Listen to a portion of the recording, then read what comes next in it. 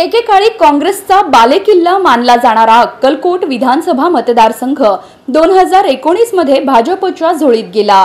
सचिन कल्याण शेट्टी यांनी काँग्रेसचा गड भेदला। यानंतर आता काँग्रेसचे प्रमुख नेते सिद्धाराम म्हेत्रे यांनी पक्षाची साथ सोडत आता 5 जून रोजी शिवसेना शिंदे गटामध्ये प्रवेश करण्याचा निर्णय घेतला आहे।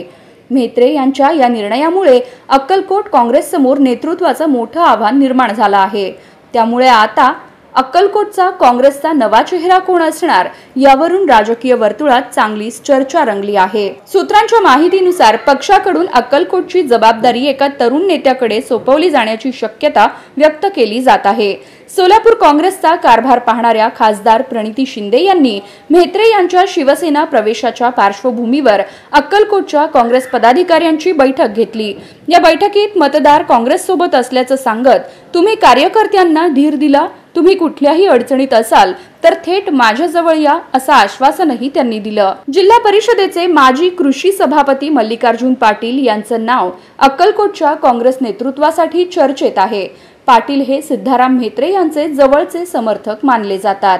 तसंच त्यांचे मोहिते पाटलांशीही घनिष्ठ संबंध आहेत। त्यांनी अद्याप आपली भूमिका जाहीर केलेली नसली तरी उद्या परवा त्यांची भूमिका स्पष्ट होण्याची शक्यता आहे। मल्लिकार्जुन पाटील यांनी काँग्रेसकडून अक्कलकोट विधानसभेसाठी तिकीट मागितलं होतं आणि त्यासाठी अधिकृत मुलाखतही दिली होती। त्यामुळे त्यांनी पक्षातच राहून नेतृत्व स्वीकारल्यास काँग्रेसला एक मजबूत पर्याय मिळू शकतो।